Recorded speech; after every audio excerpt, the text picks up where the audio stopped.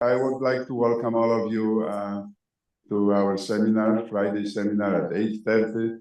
So we're punctually starting to celebrate vision research. And today we have a guest via Zoom, and truly delighted that he will speak to us today because there's a lot of still progress made in the rhodopsin field. We have just two more after today, two more seminars, and hopefully again you appreciate the beauty of those seminars throughout the entire year. And we will start in September. With that, I would like to ask Alex to introduce our speaker. Good morning, everyone. I'm Alex from Dr. Palczewski, and it's my great pleasure to introduce our today's speaker, Dr. Paul Park. Dr. Park is Associate Professor of Ophthalmology and Visual Sciences at Case Western Research University in Cleveland, Ohio. He acquired his PhD in Pharmaceutical Sciences in 2004 in Canada from the University of Toronto. And Dr. Park's research focuses on the biology of photoreceptor cells and structure function studies of rhodopsin and other GPCRs, in particular, mechanistic explanation of mutations in rhodopsin that cause inherited retinal diseases. He is a co-author of over 50 peer-reviewed papers in many prominent journals in the field, such as Nature Communications or PNAS. His research has been continuously funded by the National Eye Institute for 14 years, and he also received additional support from other agencies, including Research to Prevent Blindness Career Development Award. Dr. Park has also been actively involved in teaching activities at Case Western Reserve University, both as a lecturer and as a course director. The title of his today's talk is Rhodopsin Dysfunction in Retinal Disease. So without further ado, I'd like to welcome our today's speaker, Dr. Paul Park. All right, thank you very much. Everyone can hear me all right? Yes. Yes, all right. Well, thank you, Alex, for that introduction, and thank you, Chris and Georgina, for inviting me here to speak in this distinguished speaker series. I apologize that I can't be there in person and see all the wonderful things that are going on over there at UC Irvine. So, let's see if I could get. All right. So, I mean, much of my introduction, I don't think I really need to give to this audience. I'm sure most of you know this better than I, but I'll just give a very brief overview just to orient my talk and the topics I'll be kind of going over. So just broadly speaking, the research in my laboratory, we're just broadly interested in photoreceptor cell biology and how dysfunctions in photoreceptor cells lead to retinal disease. So, rod photoreceptor cell dysfunction, mild phenotypes could include non-progressive night blindness or more severe phenotypes of photoreceptor cell death and eventual complete blindness. As you guys all probably appreciate, photoreceptor cells are exquisite cells, highly compartmentalized into rod outer segments and inner segments and cell bodies. And it's in the outer segments where vision is initiated by a prototypical G protein mediated signaling cascade called phototransduction. This is mediated by rhodopsin, which is a major focus in the laboratory and the main focus of the current talk. So you guys are all familiar with the structure of rhodopsin and just the signaling cascade. The activation of rhodopsin is initiated by absorption of photon of light, which isomerizes bound 11 cis retinal to all trans retinal, achieving the active meta-2 state. And eventually the meta-2 state decays by the release of all trans retinal, leaving the apoprotein opsin, which must be regenerated. So rhodopsin obviously has a central role in phototransduction, initiating this cascade, as well as has a central role in maintaining the health of photoreceptor cells, since in its absence, you get retinal degeneration. So rhodopsin dysfunction is a cause of inherited retinal diseases such as retinitis pigmentosa and congenital stationary night blindness. As well, rod photoreceptor cell rhodopsin activity has been demonstrated to have secondary effects in things like diabetic retinopathy, which Tim Kern's over their studies, and age-related macular degeneration. So the two types of dysfunctions that I'll kind of be sharing some of the work we've done in our laboratory on is misfolding and aggregation dysfunction, as well as functional dysfunction, mainly constitutive activity. So as I indicated before, rod photoreceptor cells are highly compartmentalized. The biosynthesis occurs in the inner segments, so rhodopsin needs to be synthesized and then transported to the base of the connecting cilium and then transported across to get into the outer segment where it is then incorporated into disc membranes at very high concentrations. So like any other protein, upon synthesis of rhodopsin, it must adopt proper fold and adopt proper three-dimensional structure for it to bypass quality control and go through this transport to the outer segment. If it is misfolded, like the case where it happens with mutation, this could lead to aggregation, forming aggregates that are potentially toxic. Now, for the properly folded rhodopsin that do make it into the outer segments, they could still have functional defects such as constitutive activity. So these are two dysfunctions, and I'll be going over in some of the work we've done in these areas. So to start off with, I'll be talking about some of the work we've done characterizing the misfolding and aggregation of rhodopsin. And this leads to retinitis pigmentosa, which you guys probably all know. It's a group of inherited retinal diseases. There's over 40 genes identified as a cause of the disease. And the disease starts first with rod degeneration, preserving central vision, but it's eventually followed by cone degeneration and complete blindness. So mutations in rhodopsin are recognized as a leading cause of autosomal dominant retinitis pigmentosa. There's been over 100 mutations identified in patients with mostly retinitis pigmentosa, but some with congenital night blindness. And a majority of characterized rhodopsin mutations cause misfolding and aggregation. And these mutations are highlighted here on the secondary structure. Despite intense study on some of these mutations, it's still unclear how misfolded rhodopsin causes a healthy retina to become severely degenerated and dysfunctional. And that's the question that we'd like to address in our laboratory. So early characterization, starting from the 90s of rhodopsin mutations, and specifically these misfolding mutations, recognize that rhodopsin tends to be mislocalized as well as aggregates. So speculated previously that perhaps this aggregation is analogous to some of the more commonly characterized protein misfolding and aggregation that occurs, mainly these amyloid type aggregates that cause diseases such as neurodegenerative diseases. But since that time, we really haven't demonstrated that rhodopsin aggregates in vivo and whether this aggregation actually contributes at all to the retinal degeneration phenotype. So this is the basic question that our lab wanted to address, and we've been initially start to address this in vitro, and now we've extended this to in vivo studies. So for this talk, I'll be talking about some of the characterizations in vitro and in vivo that we've done with the common P23H mutation, which is the most common in North America that causes autosomal dominant retinitis pigmentosa, as well as this G188R mutation. So these are just highlighted in a secondary structure here, as well as the 3D structure here.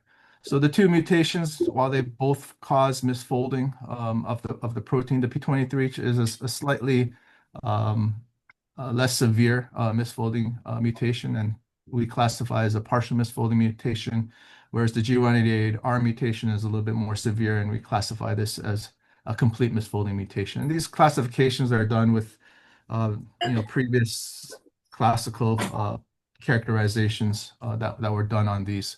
So the classical classification of these misfolding mutations have been done in vitro and heterologous expression system, mainly biochemically by looking at the ability of the mutants to bind 11-cis retinal and monitoring that by UV vis absorbance spectroscopy, where we see this characteristic absorbance at about 500 nanometers, and also cell biologically in heterologous expression systems. So these are just images from our laboratory where the rhodopsin mutants have been expressed in HEK293 cells. And here you're looking for proper localization to the plasma membrane. So this is showing co-localization with the plasma membrane marker for wild type and the absence of co-localization with an ER marker. And in contrast with our G180R and P23H mutants, we could see in green that the mutants are retained intracellularly and co-localized with the endoplasmic reticulum. So basically, the traditional classification is based on the extent to which these mutants exhibit these types of properties, and we've classified them broadly into two camps of either complete or partial misfolding mutants. So we developed a biophysical method in our laboratory to more specifically and directly, I guess, monitor the aggregation of these receptors in heterologous expression systems. So we developed a method based on force to resonance energy transfer, or FRET. And in this method, we tag our rhodopsin molecules with a fluorescent protein, a donor fluorescent protein, in this case, M turquoise, and an acceptor fluorescent protein in YFP in this case. And in our assays, we co-transfect our HEK293 cells, harvest the cells, and we take FRET measurements just by just regular fluorescent spectroscopy. And we get these types of curves here. So if what FRET is well suited for is to detect whether these fluorophores are in close enough proximity indicative of formation of complexes.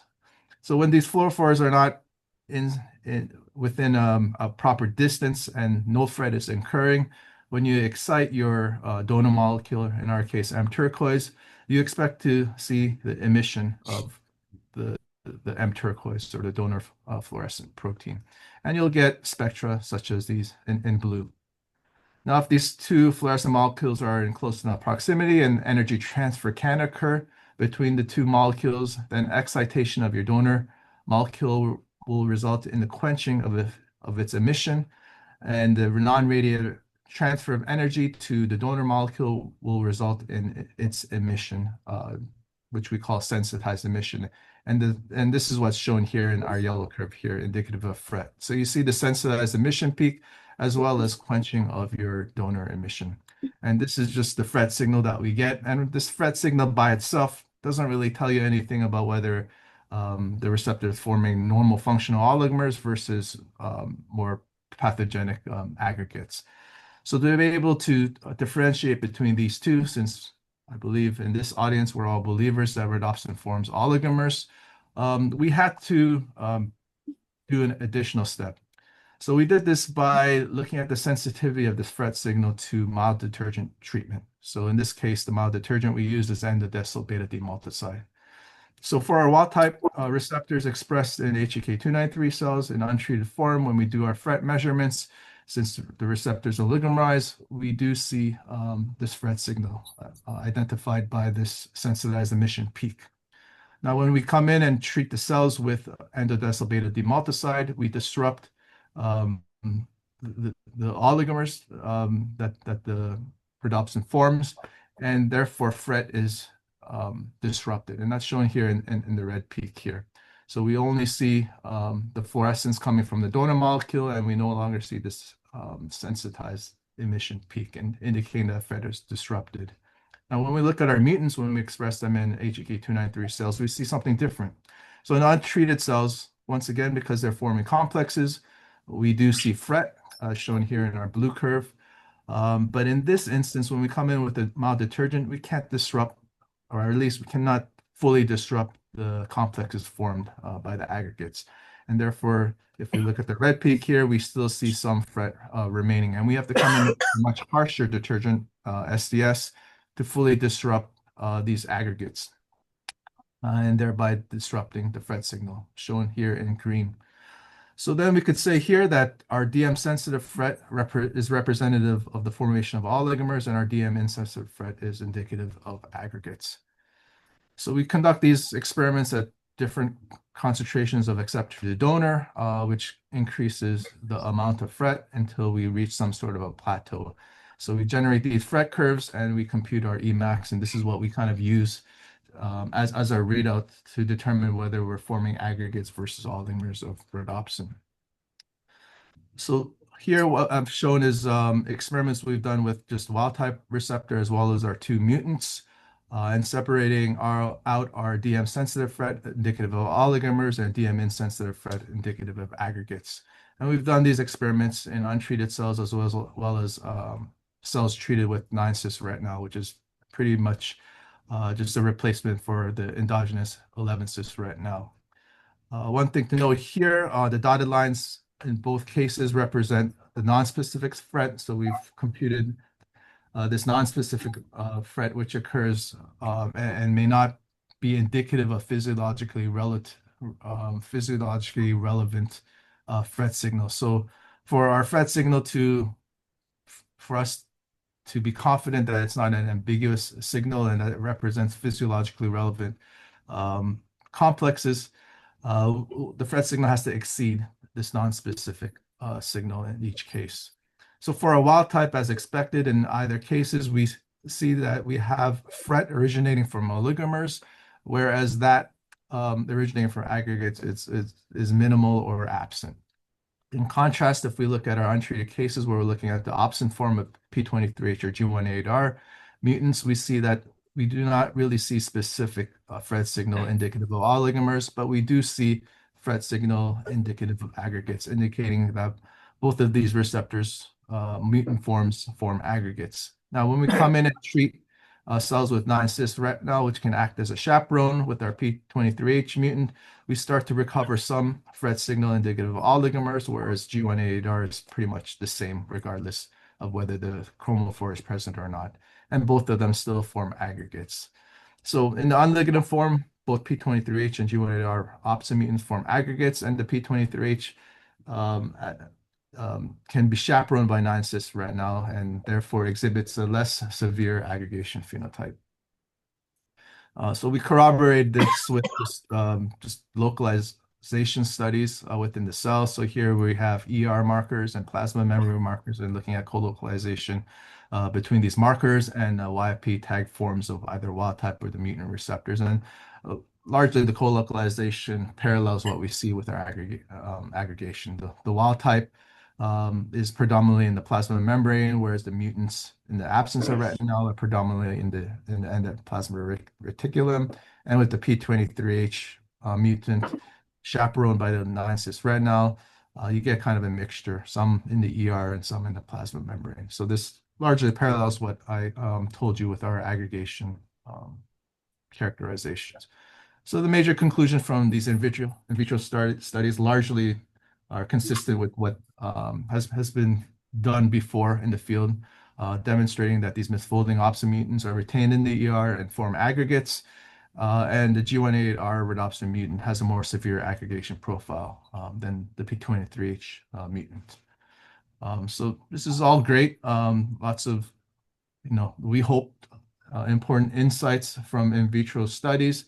The question was, does these in vitro observations really tell us anything about what's going on in the disease and under in vivo conditions? And to this, we moved to knock-in mouse models to look at the effect of these mutations in vivo and then to see whether some of these phenomena that we observed in vitro, whether they're also occurring in vivo and whether those properties actually contribute to photoreceptor cell death. So to do this, to look at the P23H rhodopsin mutant, we looked at this at the P23H knock-in mice that was generated by Chris, and that's been extensively studied by others in the field.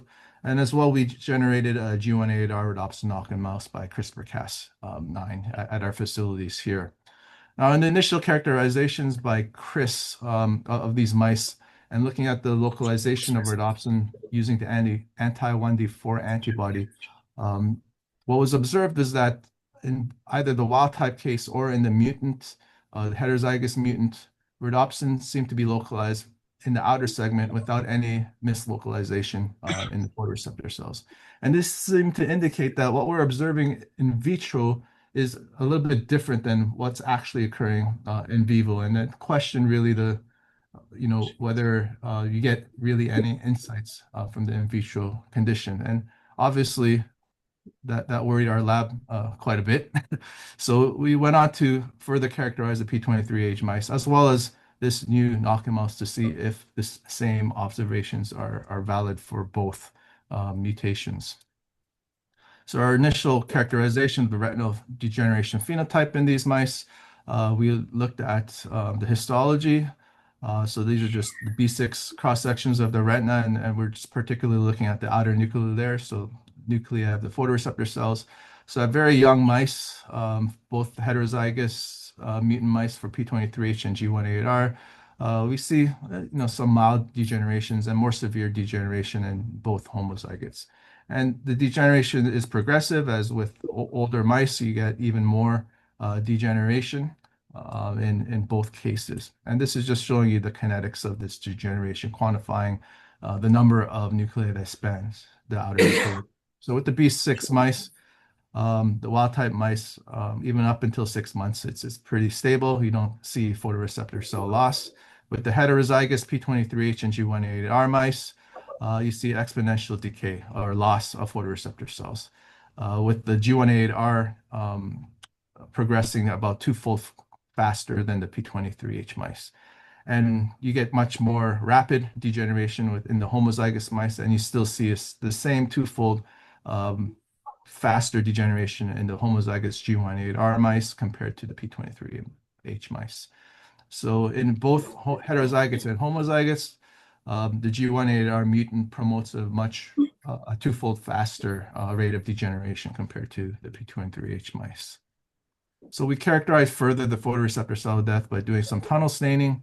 So staining the B6 mice, obviously there's no tunnel staining, whereas we see some tunnel staining in the nuclei in both P23H and G188R mice. And when we look at this at different aged mice, we see with the P23H mice that the peak level of tunnel positive cells occurs at about 3 weeks. And with the G188R mice, this occurs much quicker, right at 2 weeks. So this is right when rhodopsin is beginning to be expressed. So this is consistent with the faster rate of degeneration that we observe for the G188R mutant. So back to one of the original worrying observations, at least for our lab, was the question of whether we see mislocalization like what we observe in vitro. So to do that, we did this same staining that was done previously in the characterization of the P23, looking at the anti-1D4 antibody. So with our wild type mice, rhodopsin is properly localized to the rod outer segment.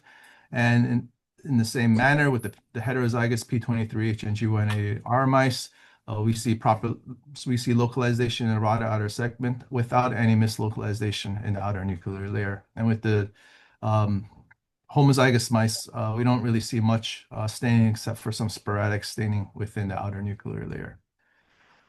So to ensure that mislocalization is not happening, we decided to do an additional step in our immunohistochemistry. We added an antigen retrieval step prior to staining with N1D4. Oops. And when we do this, what we observed was that with this antigen retrieval step, we begin to see some mislocalization in the outer nuclear layer, and you can see it more prominently here with the homozygotes.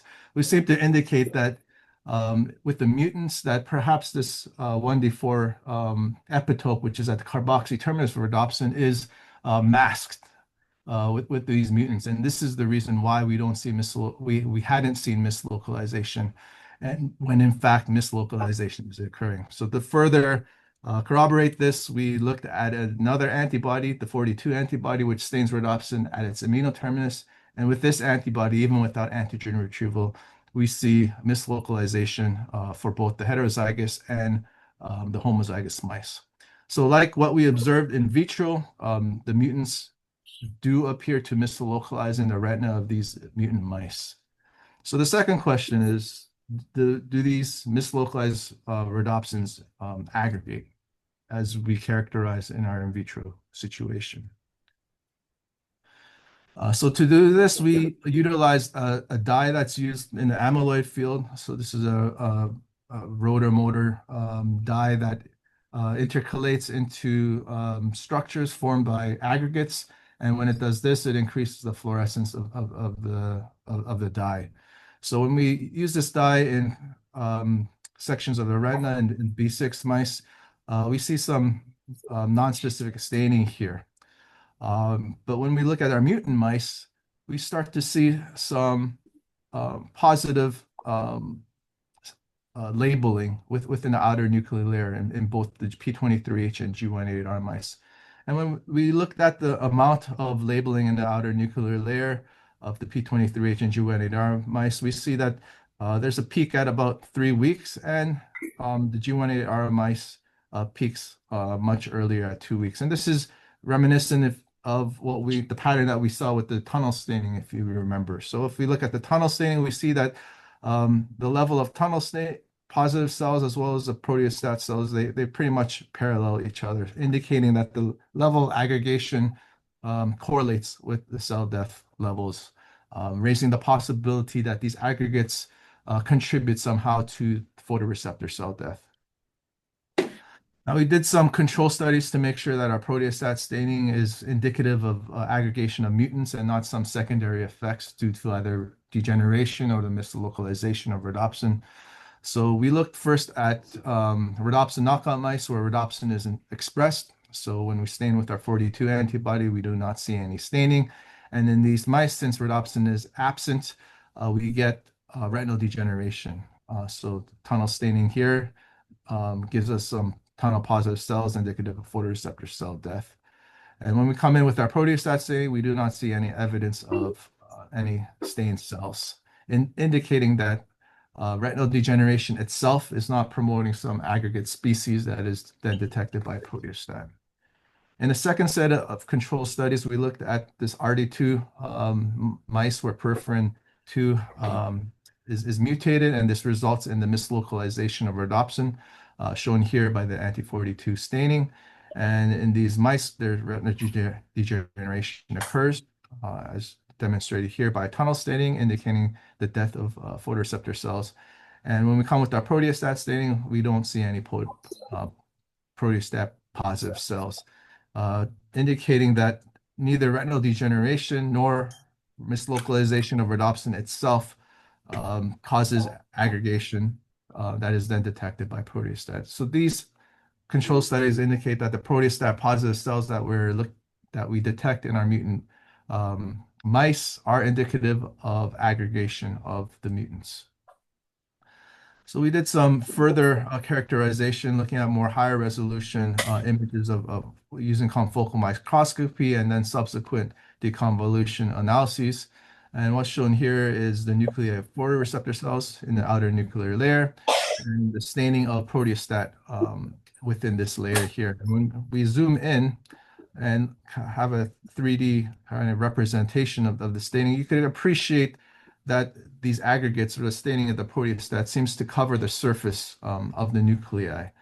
And these aggregate cover nuclei occur with relatively healthy nuclei shown here.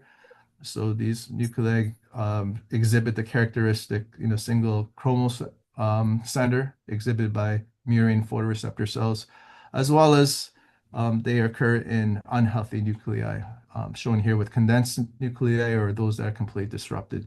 So this demonstrates that this aggregation surrounding the nuclei precedes photoreceptor cell death and is maintained throughout the cell death process. So taken together, this is kind of the picture that we're working on and the hypotheses that we've generated. So mutations in rhodopsin can lead to misfolding, and then it could lead to aggregation of the receptor. And with sufficient aggregation, it could lead to seeding events, which causes this coating of the nuclei with the aggregates. And this can contribute to the death of photoreceptor cells. So with wild-type mice, you have nice, healthy photoreceptor cells. And in mice expressing these mutants. You have sporadic events where the nuclei are covered with the aggregates, which can then cause photoreceptor cell death. So this is kind of the framework in which our data seem to be indicating, and this is kind of what we continue to pursue, and we continue to characterize these aggregation in our laboratory. So now we're going to kind of shift gears and look at another defect that we've been kind of characterizing in our laboratory, and that's constitutive activity. So when we started studies on here, one of the questions that we had were that we had a set of mutations, or we had several mutations in rhodopsin that seemed to cause constitutive activity. However, the group of mutations, constitutive active mutations, that were clinically classified as a cause of retinitis pigmentosa, where we have night blindness with progressive retinal degeneration. And then we had a set of mutations that led to a much milder phenotype, and were classified as a cause of congenital stationary night blindness, which was considered a non-progressing disease. So the question we have was, why do we have two different clinical classifications and phenotypes with a single molecular defect? So to start our studies, we start to conduct studies with this G90D rhodopsin mutation, which was classified as a cause of congenital stationary night blindness.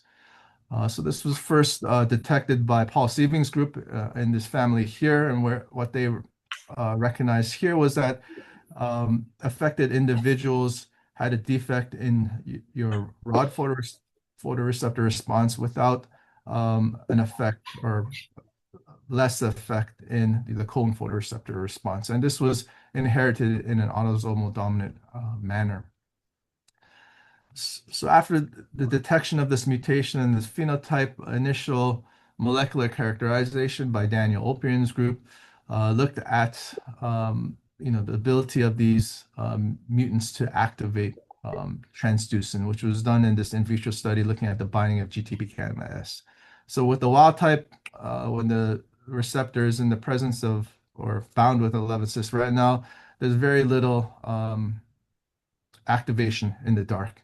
And once light is introduced, you then begin to see activation of a receptor as measured by the binding of GTP gamma S. Now with these G90D mutation, in the presence of 11-cis retinal, largely it looked similar to the wild type form, where there was little activation in the dark, and you needed light stimulation to detect any activation. However, in the unligated form here, in these triangles, even in the dark, you saw some level of activity, indicating that there's constitutive activity, so activity in the absence of light. And this only occurred in the unligated apoprotein opsin form, indicating that perhaps this constitutive active species resulted in a chronic light adaptive state where phototransduction is continuously occurring, resulting in the desensitization of photoreceptor cells. And that was kind of the working hypothesis of how these constitutive active mutants cause the rod photoreceptor dysfunction. So the question for us that we had asked was really, what is the molecular origin of this constitutive activity? So there's some data indicating that perhaps it wasn't only this unligated opsin form that is considered active, as suggested by the initial characterizations. So we want to ask whether constitutive activity derived from the ligand form of rhodopsin, or if it is only specifically left to the apoprotein opsin form. And additionally, we want to understand whether the constitutively active form, whether it's opsin or the ligand-bound form, whether the constitutively active form represented the canonical meta-2 active state, which is promoted by light activation. And a second question that kind of arose as we pursued these experiments was also this idea of whether or not the G90D mutation was actually stationary as its clinical classification as a cause of congenital stationary night blindness. So to examine this G90D rhodopsin mutation, we utilized a mouse model of congenital stationary night blindness generated by Paul Sieving's group. And here he introduced the G90D rhodopsin transgene into mice on a null rhodopsin background. And the transgene is expressed at roughly 1-to-1 ratio as the endogenous rhodopsin. And in their electrophysiological characterizations, they determined that the constitutive activity in these mice was equivalent to less than 1% of the activity that's promoted by light activation. So the constitutive activity is very low level of activity that causes this desensitization of photoreceptor cells. So to address the first question of what the molecular origin of constitutive activity is, we want to see if there's any indications of constitutive activity or active state adopted by the liganded form of rhodopsin. So rhodopsin bound to its endogenous ligand 11 cis-retinal.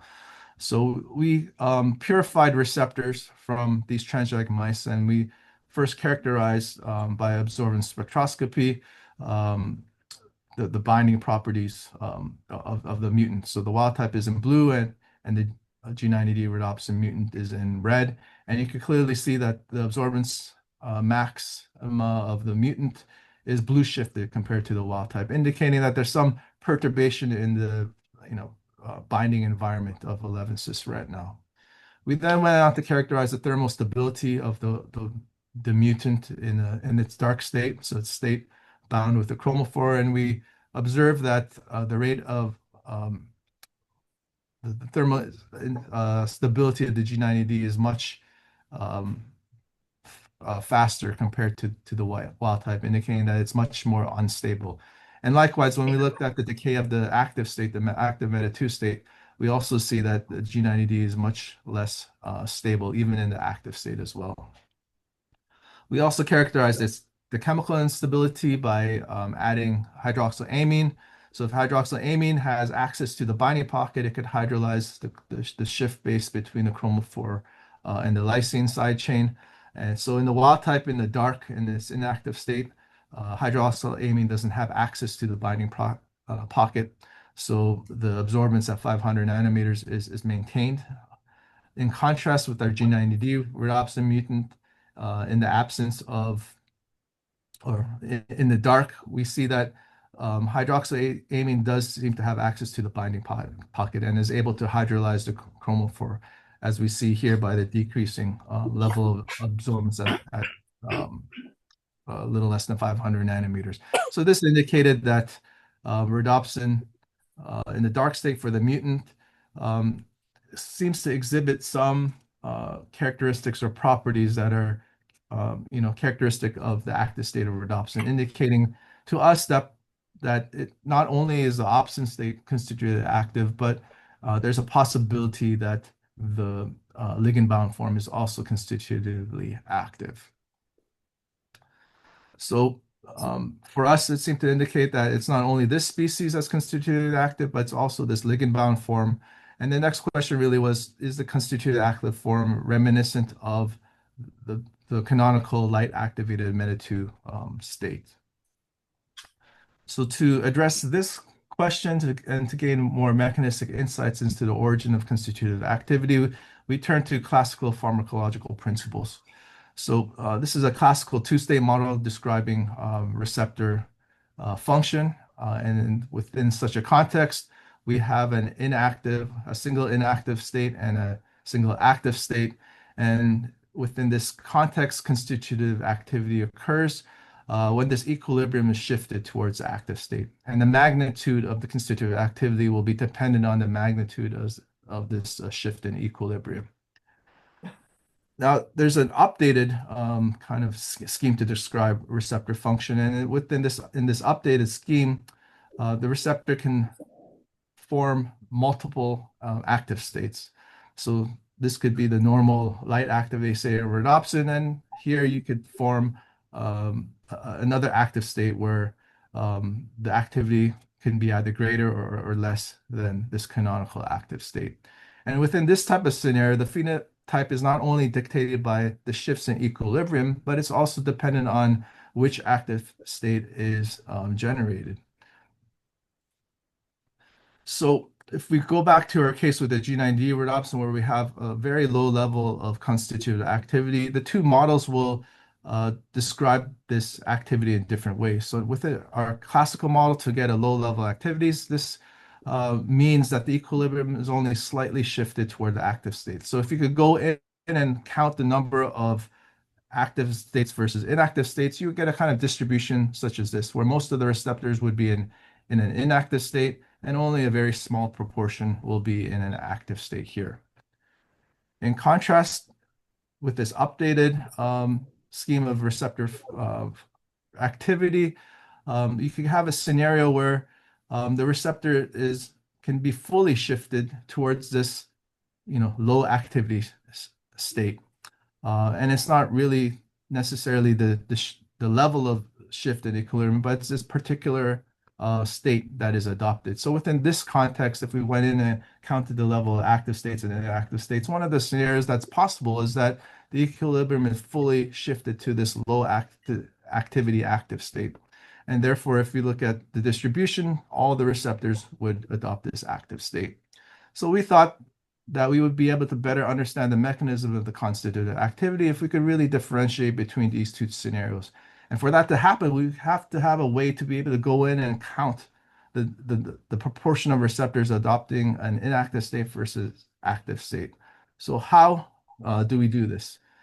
So one of the methods that we thought we could use to do this came from our very early studies that we did when we first started the laboratory using single molecule force spectroscopy, which is based on atomic force microscopy, which we did in collaboration with Daniel Mueller's group. So in these type of biophysical studies, what we're able to do is we could go in and grab onto our receptor molecule and start to unravel the receptor. And what's shown here is just a simulation by another collaborator, Slavomir Filipek, showing this unfolding process. And as we unfold the protein, we get these types of traces that really describe the molecular interactions that stabilize different regions of the receptor molecule. So there's several insights that we could gain from these. We could understand a little bit about the energetics of the molecular interaction stabilizing the proteins, but we could also gain information about the mechanical properties of these receptors as well. And that's shown here in a summary of studies we did with G9D rhodopsin from these transgenic mice. And what you could appreciate here, this red coloring indicates an increase in the stiffness of the receptor molecules, indicating that perhaps the active state of rhodopsin is characterized by a stiffening of the rhodopsin molecule. And this was later corroborated with other GPCRs looking at their active states, which also seem to indicate a stiffening of the receptor. So we thought that perhaps we could characterize and compute or differentiate between inactive and active states by going in and physically quantifying which receptors are rigid, more rigid, and less rigid. And we could do this by utilizing another modality of atomic force microscopy. So rod photoreceptor cell disc membranes are just present an excellent biological sample for us to study by AFM, because we could easily isolate the rod outer segments biochemically, and we could isolate the discs by osmotic bursting, and we could absorb these discs onto a solid substrate, and we could use the probe to either image and get topographical images of a disc, shown here as a cartoon and shown here as atomic force microscopy topographical image, where you can see the rim region and then the lamellar region, where rhodopsin is organized into these type of nanodomains formed by rhodopsin.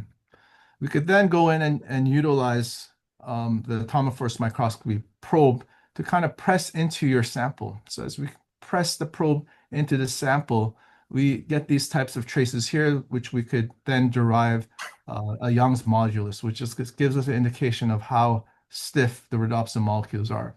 So we could go in then and pixel by pixel, we could then map on these Young's moduli onto the image of our discs here. So we could clearly see in the solid substrates here, the red is indicative of a large Young's modulus, a more rigid structure. The rim region is much more flexible, shown here in the blue, and something in between here where rhodopsin is present. So we're going to focus here on this lamellar region where rhodopsin is, and we went on to compute, the Young's moduli of rhodopsin, and quantified the proportion of receptors exhibiting different rigidities. So again, we thought we could differentiate between active and inactive states by their relative rigidity. So with discs prepared from wild-type mice in the dark, you can see this much darker blue, indicative of a less rigid structure. And upon light activation, as we predicted, we saw a more rigid structure here. And we're just quantifying here the proportion of receptors in the dark versus light. And you can see that in the dark, in the inactive state, we have a less rigid structure versus those in the light. Upon light activation, we have a higher rigidity, confirming that we could differentiate between active and inactive states by looking at the rigidity of the receptors. So when we applied this to our samples from our transgenic mice expressing the G90D rhodopsin, we see that in the dark, we have a pattern of rigidity that's similar to our light activated state here. And there's no difference upon light activation. And when we quantify this, we see that all the receptors seem to be in this active state. So if we go back to our models, we could exclude this classical two-state model, because in this model, to describe the low activity of receptors, we would have to have most of the receptors in an inactive state and only a very small amount in this active state. And that's not what we see here. So we could exclude this mechanism of constitutive activity. In contrast, in this multi-state, so multiple active state model here, we can have a situation where all the receptors are in active state, which we observe here, indicating that to us that the constitutive active state promoted by the G90D rhodopsin mutation adopts this distinct active state with low activity. So in summary, we show that there's perturbations in the dark state of G90D rhodopsin that's indicative of the ligand-bound state adopting some sort of constitutive active state. As well, we show that this constitutive active form is an alternate active state with low activity. So the next question was, does this G90D mutation really cause a stationary disease? And this came about out of our histology analysis of these transgenic mice. And in these mice, we see at 1 month of age, there's very little degeneration. Rhodopsin is properly localized in the outer segments. But at older mice, we start to see some degeneration in the homozygous mice. And this is just shown here in our kinetics. With our heterozygous mice and our wild-type mice, there's really no degeneration. Whereas our mutant mice, we see a mild degeneration. And this can't be overcome by housing mice in dark, indicating that this is rooted in the constitutive activity and not light activated situations. So we asked the question whether we could reverse this by eliminating phototransduction in itself. So we did this by looking at transducer knockout mice to eliminate phototransduction. And when we look at these mice, we see that we have a slight improvement in the number of nuclei compared to our transgenic mice. However, we don't see a full recovery, indicating that this retinal degeneration, while originating or related to constitutive activity, the retinal degeneration is photo or transducin independent. And so we're still trying to understand the molecular basis of this retinal degeneration. So the homozygous mice exhibits mild retinal degeneration, which occurs in a transducin independent matter. And we're still trying to look at the reason for this. And this observation of retinal degeneration occurring by the G90D mutation in these mice, we weren't sure whether this was just specific to these transgenic mice, but this observation was later corroborated in patients by Anna Fakin's group, where they discovered that patients with this G90D mutation in rhodopsin can exhibit retinal degeneration. So this appears to be a common, a real phenomena, And really the question is that we still have yet to be addressed is what the molecular origin of this is. So in the last part of my talk, I'm going to briefly go over some, I guess, unpublished work that more directly addresses our original question of why we have some mutations that cause a more severe phenotype and classified as retinitis pigmentosa, with others that are less severe and classified as a cause of congenital stationary night blindness. So to do this, we want to examine this K296E mutation that causes RP in knock-in mice. And we generated these knock-in mice to study. So initial characterizations of the effect of this mutation done by Daniel Oprian's group demonstrated that these mutations exhibit constitutive activity, whether you have 11-cis retinal present or not. So we want to see if this plays out in our knock-in mice. So our initial characterizations show that there's progressive retinal degeneration, so mild retinal degeneration at 1 month of age with much more severe at 6 months of age in heterozygous mice, and in homozygous mice you see a much more severe retinal degeneration. And this is just showing you a spider plot of the degeneration across the retina at increasing age. And this is just showing you the kinetics.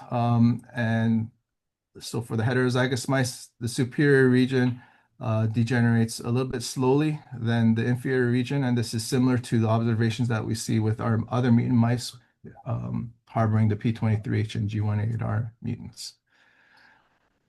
Now, the question of why there's a difference in phenotypes kind of came fortuitously.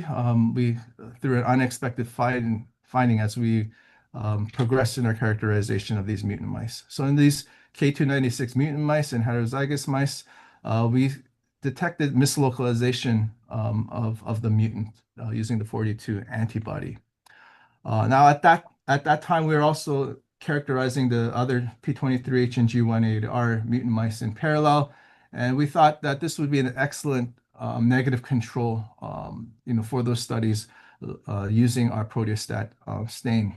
So we expected not to see any proteostat staining because we thought that the molecular defect causing the phenotype was rooted in the constitutive activity. However, when we looked at the proteostat staining, to our surprise, we saw a staining in the outer nuclear layer similar to what we observed with our P23H and G188R mutations.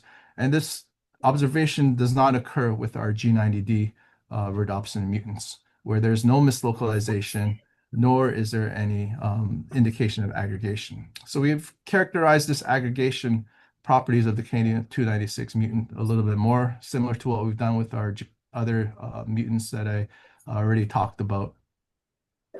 So we did our deconvolution methods, doing higher resolution imaging, showing that the aggregates of the K296 surround the nuclei, similar to our other mutations as well.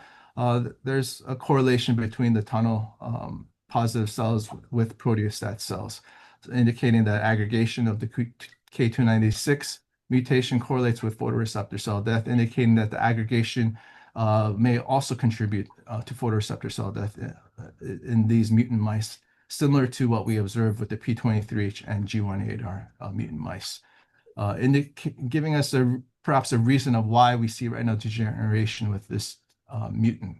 So the question is, why have we been focused on the constitutive activity and not the retinal degeneration?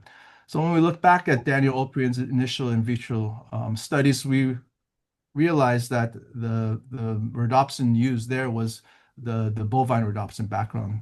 So we speculated that perhaps there's a different effect of the mutation on a bovine background versus either human or mice. So we went back to our in vitro FRET studies to characterize the aggregation properties. So we look at the FRET signal indicative of oligomers, the mutant on a murine background or a human background don't really give us much signal from the normal functional oligomers, whereas we get robust signals indicative of aggregation. In contrast, the mutation on the bovine background, we do see indication of the formation of oligomers with some aggregates, indicating that there is a difference of effect of the mutation, whether you're looking at it on the bovine background versus human or murine. So in the human and murine backgrounds, we see mostly aggregates, whereas on the bovine background, we see mostly functional oligomers that are likely constitutive active. So this really highlights the importance of the model in which you use, and it indicates that the bovine rhodopsin background is a poor molecular model to study the effect of mutations.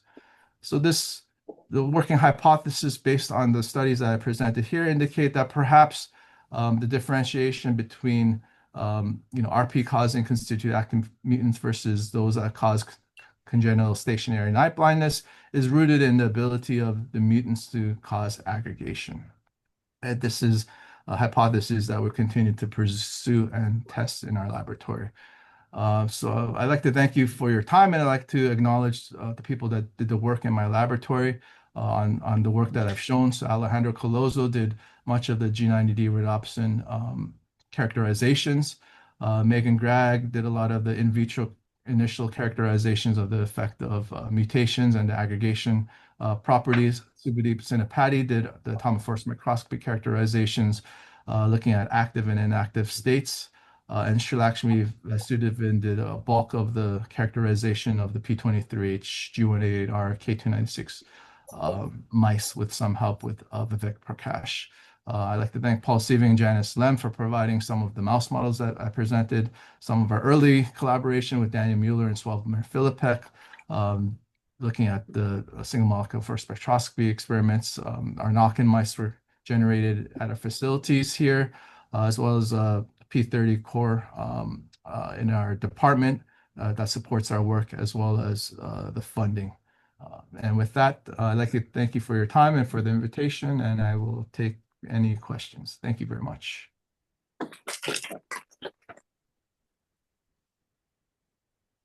Well, I wanted to start with a very quick question on your related to your first part. Did you try to stress the system by crossing with, let's say, RP65, whether opsin has a higher propensity to aggregate versus rhodopsin? Sorry, Chris, I didn't get your question. Can you repeat the question, please? All right. In the first part of your presentation, you show a fraction of P23H aggregating. Mm-hmm. And the question is whether you put those mice on the chromophore deprived background, like RP65 cross, whether you see more of the aggregation in the inner segment and synapses. So we have actually done this, and you did this too with the LRAT knockout mice, and we got something different when we cross those mice with the RP65. We don't see any difference in retinal degeneration when we take away the chromophore, indicating that perhaps the chromophore, or the endogenous chromophore, doesn't significantly impact the aggregation properties. So I'm not sure what the difference is between the RP65 and LRAT, but with the RP65 background, there didn't seem to be any difference in the rate of degeneration. Hi, Dr. Park. This is great work. I have 3 questions. So the first question, I'm just curious, when you showed the first proteostat data with the mutation in the rhodopsin mislocalization, I saw a lot of aggregates in the ganglion cell layer. Was that artifact? Go ahead. Sorry.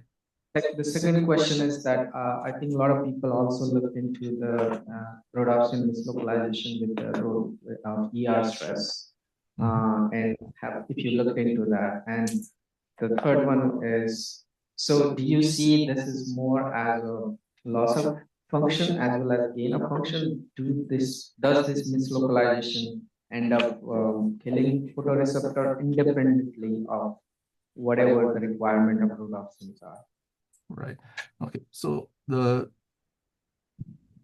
first question about the proteostat staining. So like the staining that we see in our wild type, we presume that that's a non-specific staining, or it's just staining into the normal structures of proteins that are present there. So we've disregarded those and we consider them non-specific.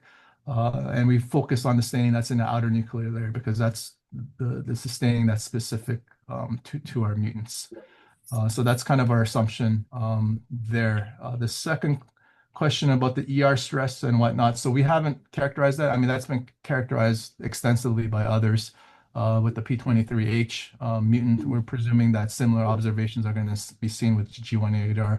So we think, some of our observations and our focus on the aggregation are kind of complementary to, what else is being done in the field, and I think they're related. So there's ideas of insufficiency of the proteasome or defects in autophagy and different stresses that kind of can contribute to the retinal degeneration. So we feel that this aggregation is part of that, right? If the proteasome or autophagy get rid of sufficient amounts of misfolding receptors, then the byproduct is aggregation. So the interplay of all those different things that are going on and that have been characterized, I think that's really the next step for us, and we haven't gotten there yet. And your last question, can you remind me what your last question is again, please? Loss of function or gain of function or combination. Oh, okay. So I mean, we believe that the aggregates that are being formed are toxic themselves. At least that's our working hypothesis. So if that's the case, then we would think that this is kind of a gain of function type of mechanism. But like I said, we have to test this more explicitly. Hi, Dr. Park. Thank you for sharing this beautiful work. So my question was sort of answered already. So in your first part, you showed that different rhodopsin mutants have different levels of protein aggregation. So my question is, do you know if different mutations have different levels of proteasome degradation?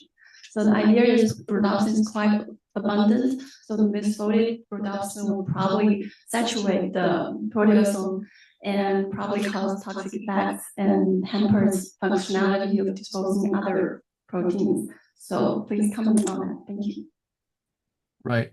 So obviously, yes. I mean, it's right now. I don't think we could distinguish between whether it's just specifically a proteasomal deficiency effect, or if it's a byproduct of what that defect is in. So we can't really differentiate that right now. I mean, obviously the working hypothesis from our work is that it's the aggregate themselves, but we don't have data that could address that. But in terms of the different varying levels of aggregation or severity, I think that's an open question. I think we tried to address that by looking at the P23H versus G188R, which exhibit different severities of aggregation, and just in a broad general terms, the more severely aggregating mutation causes a more severe retinal degeneration.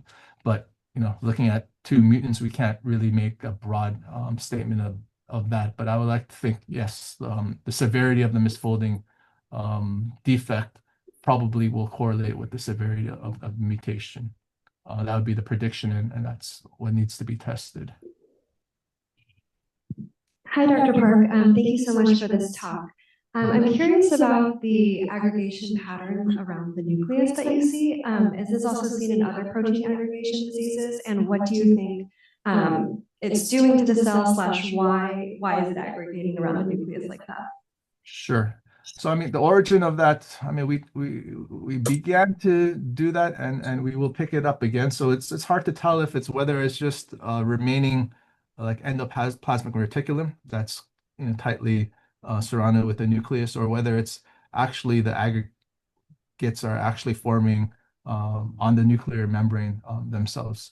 So we haven't been able to get definitive answers on that. But if we look at like amyloid type of aggregates, which have been characterized better, so there it's known that those type of aggregates tend to kind of absorb onto different membranes, and there's been studies that showed specifically that they can form on the membrane of nuclei of cells, and they're the working idea is that, these aggregates can poke holes into the membranes, and then that's kind of what contributes to the toxicity. So whether that's happening with rhodopsin, I mean, we're not there yet. I like to speculate on that, but we're not there yet, but it's a possibility. Hey, Paul. Hey, Paul, this is Phil Kaiser. Very nice talk. Thanks for presenting Hey, Phil. Hey, so this is kind of more of a suggestion, or maybe you're already doing it, but there's a lot of compounds that have been shown to be like rhodopsin chaperones, and some of them also act as antagonists or inverse agonists, like say YC001.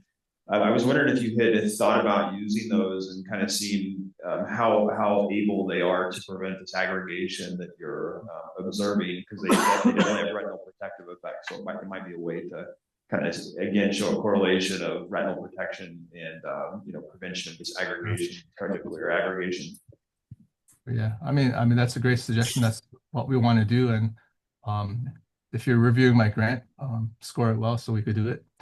that was suggested in there too. So yeah, I mean that's definitely the next step. I mean we need to test those things to kind of further pursue the idea, and something that we really want to do as well.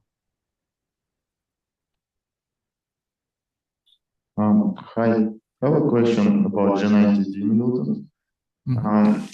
Your data sort of modeling showed that it adopts more like rigid structure in dark adapted state, right? Is it correct? How that correlates with decreased thermal stability of this mutant? I'm not sure if the stability of the mutant really is related to the rigidity that we see of the mutant itself.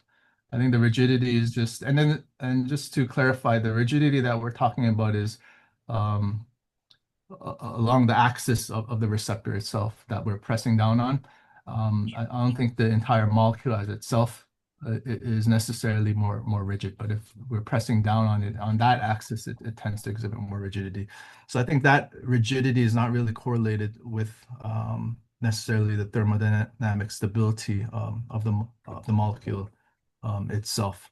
I think the instability is more related to the interactions and whatnot that amongst the side chains of rhodopsin that have been disrupted. Okay, at which temperature do we use for the thermal stability ones? Yes, yeah. So that was done at like 60 degrees Celsius. So I think it's pretty standard what people are using, 50 to 60 degrees.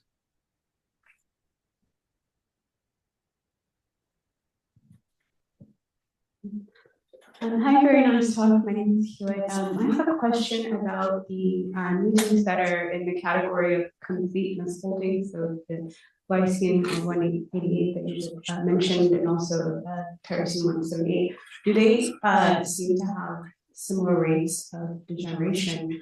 And if not,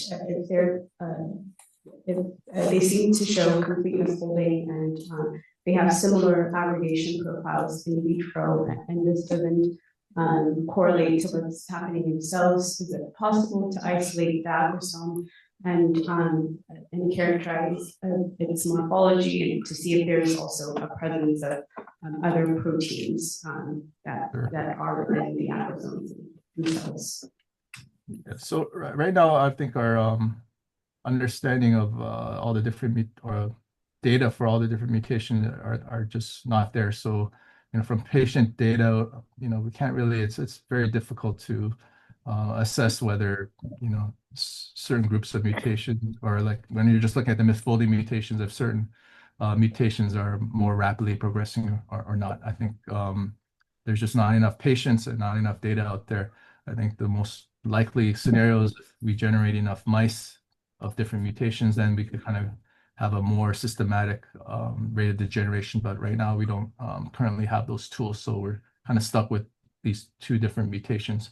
But vitro-wise, we've characterized other mutations as well, and what we're discovering is that we've just broadly classified them as complete and partial misfolding, but I think that's really an incorrect way of looking at it. I think we really just need to look at it as a spectrum of misfolding mutations, those that are less severe, that have form a mixture of properly folded and unfolded, to those, you know, on the extreme end, which are 100% aggregated. And I think that's more a proper view. And then, you know, the working hypothesis there is that, you know, the more severe aggregation that you see, the more severe retinal degeneration phenotype that you're going to observe. But like I said, we don't have the data available to kind of support that idea. Okay, and we have one question from the remote, from the Zoom. Yueming Zhu, are you ready? Yeah, can you hear me? Yes. Yes. Hi, Professor Park. Thanks for your talk. I really learned a lot about the rhodopsin. And I just have two quick questions. First of all, could you restate the chemical that you use to show the instability of G92 structure when you indicate, you know, that which indicates that it's the binding pocket is accessible? Oh, it's hydroxylamine. Hydroxylamine. Okay, thank you. And Yeah.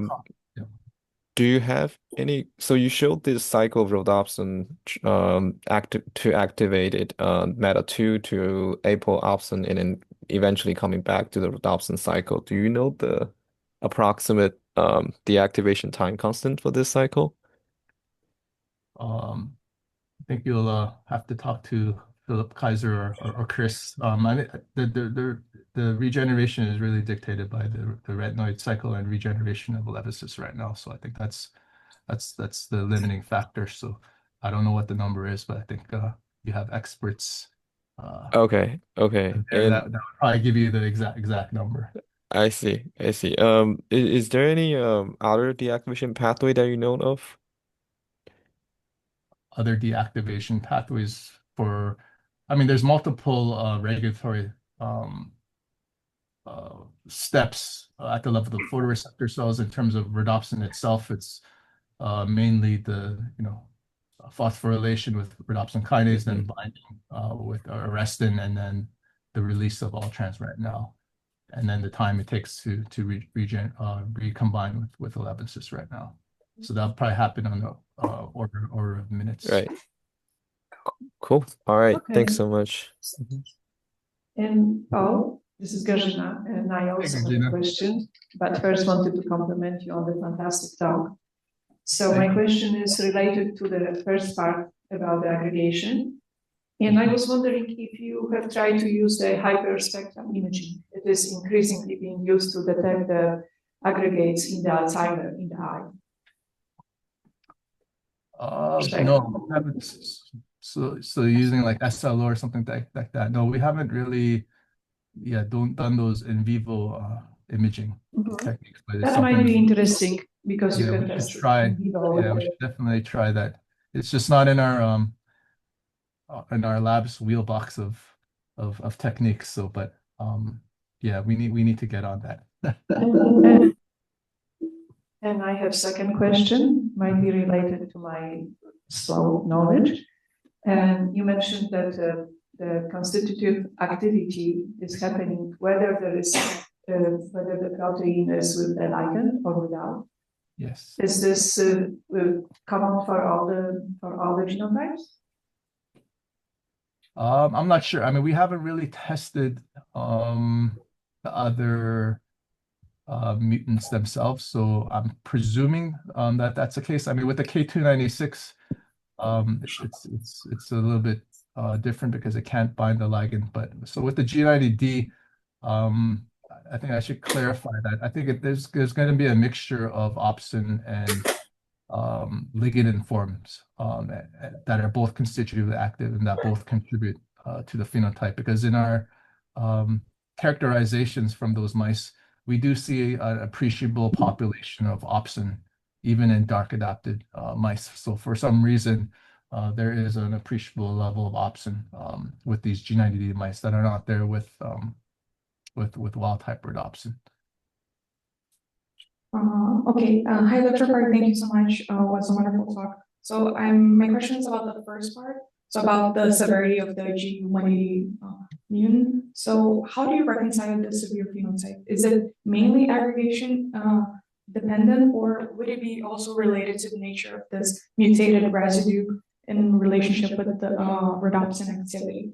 And this comes from someone that doesn't study rhodopsin biology in depth, but it's surprising to see that it's more severe than the P23H mutation, considering that this is early on in the protein sequence. And then just a quick follow-up. Do you have any patient data? You mentioned this notion of aggregation being perhaps a species dependent phenomenon. So do you have any patient data comparing the P23H mutation, the phenotypic progression, and the G188R? So yeah, that's it. Thank you. Yeah, so I mean, in terms of patient data, I think we just don't have much there to have a definitive idea of like of the progression of the disease and the rates, just because these are rare conditions, and so we have a lot of data for the P23H because that's common here in North America, but G188R and many of the other mutations we really only have sporadic patient data. So we can't really define that from patient data, and I think we're kind of rely on the mouse data there. So in terms of surprising why the P23H mutation would be different than the G188R. If you look at the three-dimensional structure, and I didn't present that here, if you map out the mutations that are kind of classified broadly as partial versus severe, the partial mutations tend to be kind of on the not near the binding pocket of 11 cis retinal, whereas the more complete or more severe misfolding mutations tend to be in closer proximity to the binding pocket. So that might be a differentiator or a reason for why mutations more severe or not. And so our working hypothesis is that the greater in vitro aggregation severity will contribute to more toxicity and cause a more severe photoreceptor cell loss. So that's kind of like what our working hypothesis is based on our data. And did I get all the questions, or am I still missing a question? Yeah, you got everything. Thank you. Sure. All right. Thank you.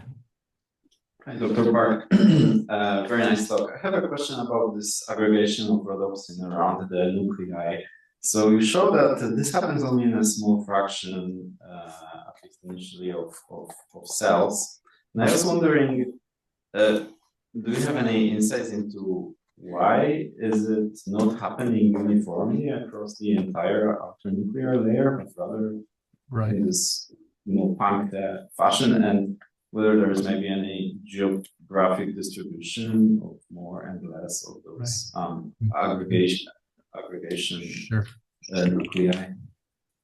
Sure. So I mean, broadly speaking, I don't think it's a geographic issue.